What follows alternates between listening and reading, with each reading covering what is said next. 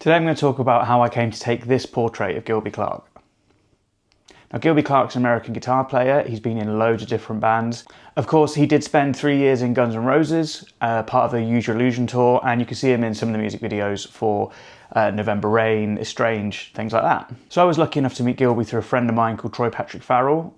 I toured in a band called Lost Angels, which was Troy on drums, EJ Curse on bass, Eric Dover on kind of lead vocal and guitar, and then of course Ryan Roxy on guitar and vocals. That tour was in 2019, we had a great time. And when I saw Gilby was coming over, knowing that Troy plays in Gilby's band and so does EJ, I got in touch and just said, do you guys need a hand on this tour? So they said yes, and I actually ended up going along mainly as Gilby's guitar tech and just kind of general assistant. I just kind of helped the band out with whatever needed doing. And then of course I'd set Gilby up every night and do that. I've done that twice now. I did a week in 2024 and I did one night in London in February this year. Now, obviously, knowing I'm a photographer, Gilby was more than happy for me to have access to take candid photos. We did do a few candid shots backstage. One of my favourites is this one of him talking to Glenn Matlock at the Underworld in Camden. And Gilby's just been generally very supportive of my photography and, you know, what I want to achieve with it. So yeah, it was a really great experience. Really good to get loads of different photos. But one of my highlights of the 2024 tour was being able to take Gilby's portrait. Now, the photo itself was very spur of the moment. Of course, when you're on tour, there's lots of stuff going on. You've got a set schedule to fill.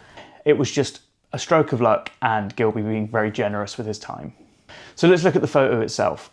So this photo was taken backstage at the Asylum venue in Birmingham, UK. And at this venue, our dressing room was on a corridor with lots of rehearsal rooms as well. And we went out into the corridor and I noticed there was a flight case in the corridor and a light on the wall behind. Now, I didn't have any professional lighting with me. I literally had one flash, which I'll show you in a minute. And what I essentially did was I thought, maybe we could do something with this whole flight case and light. So I went into the dressing room and I just said to Gilby, any chance we could get a portrait? And he said, yeah, of course. So he grabbed a guitar, followed me down this corridor, and I literally said, just sit on that flight case and we'll see what we can come up with. I think the whole thing took about 10 minutes. I know we didn't have long because it was just before he went on stage. I think the support band were just finishing when we did it. A little aside to this, what was funny is my brother had just turned up and he was actually sat just out of shot on a little sofa watching this all go on. And we did a bunch of different shots. We did some of him actually sat on the flight case. We did some with sunglasses on.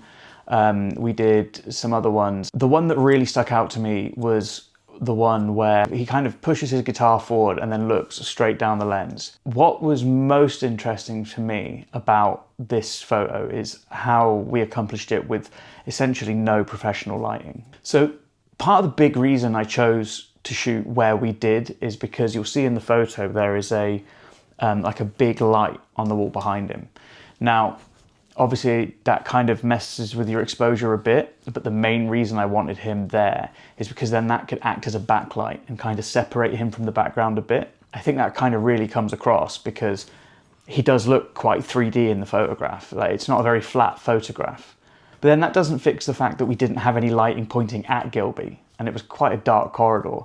So just in a moment, I thought, let's try on-camera flash. Now, the thing with an on-camera flash is if you point it straight at the person, you end up with that very sort of 80s, 90s disposable camera, harsh look. And it is a look into itself, you know, there's nothing wrong with that look, but that's not what we were going for on that day. So what I did was I had a look around and I noticed the ceiling was like office tiles, those like white square tiles you get in an office building.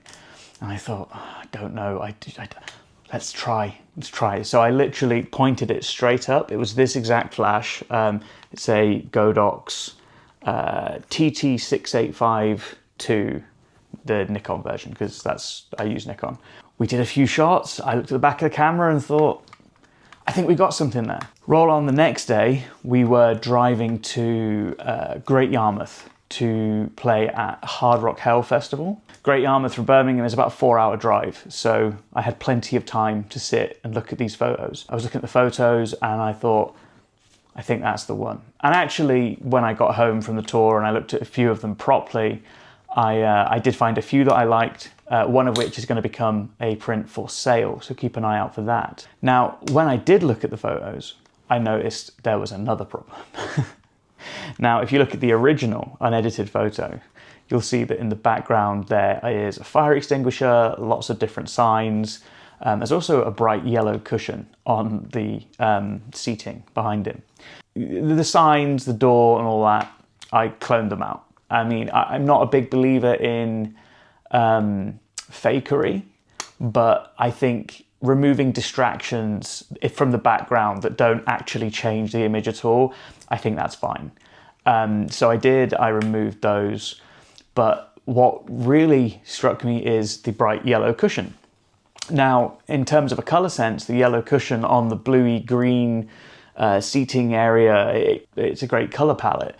The problem is, and this is a problem with photography in general, is your eye is naturally drawn to things that stick out. So if you look at the photo that has the yellow cushion in it, it does distract. Like you see him, but you're kind of looking behind him because there's a bright yellow spot just behind him. So that had to become grey, and I had to grey that out. So the cushion's still there, but it's now grey. But yeah, so that is really how I managed to take a portrait of like one of my heroes. Because when these things come up, you kind of have to take the chance. Like I didn't have my professional lighting with me, and because it's quite a big setup, but also, you know, you don't always get time for these things. We couldn't necessarily have planned like a full-on photo shoot. Grabbing what you've got and taking the chance when you can, that was kind of me doing that. And that's when sometimes you get the stuff you really like. Now, obviously, I'd love to do a proper structured shoot with Gilby with professional lighting and triggers and like tethered to my laptop. Maybe one day, you know, maybe one day when we see each other again, we might be able to do that. But I'm just glad that on this tour, in the craziness of it all, we managed to find a 10-minute period where we could run off some shots that I really like. So yeah, I just want to say thank you, Gilby, for posing for me. Thank you for having me work with you. And to anyone who finds themselves in a similar position, just grab what gear you've got, just do the best you can, and sometimes you're going to get the results you want. Just keep experimenting, keep trying, and who knows, you might end up with something that ends up on your office wall, used as a promo photo, or sold autographed at a merch stand. So just a final thank you to Gilby for having me on the 2024 tour and on this recent show in 2026. I will have some more stuff coming out soon, so like and subscribe and follow me, and let's break down some more photos and tell some more stories.